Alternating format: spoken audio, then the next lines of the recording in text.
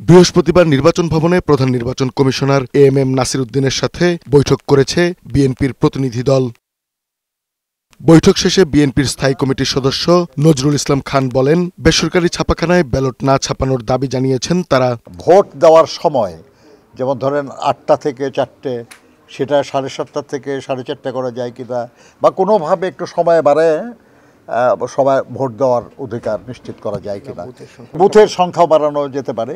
এগুলো অনেক কিছু তারা মাথায় আছে, আমরা পরামর্শ করেছি প্রাইভেট কোনো প্রেসে ব্যালট পেপার যেন ছাপানো না হয়। তিনি জানান, নির্ধারিত সময় অনুযায়ী ভোট চায় বিএনপি, বিলম্বের সুযোগ নেই। যে আমরা আজকেও কিন্তু আরও কিছু প্রার্থীর নাম ঘোষণা করেছি, অর্থাৎ আমরা নির্বাচনী প্রক্রিয়ায় আছি।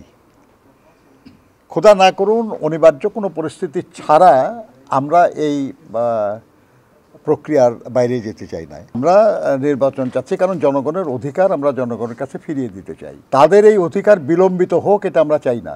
এদিকে আমজনতার দল ও জনতার দল নামক দুটি নতুন রাজনৈতিক দলকে নিবন্ধন দিতে গণবিজ্ঞপ্তি জারি করেছে নির্বাচন কমিশন। এসব দলের বিরুদ্ধে আপত্তি থাকলে ৯ ডিসেম্বরের মধ্যে জানাতে পারবেন নাগরিকরা।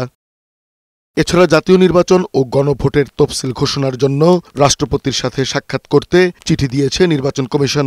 নির্বাচন কমিশনের সিনিয়র সচিব আক্তার আহমেদ জানিয়েছেন, ১০ বা ১১ই ডিসেম্বর এই সাক্ষাৎ হতে পারে। কাজী ফরিদ, বৈশাখী সংবাদ, ঢাকা।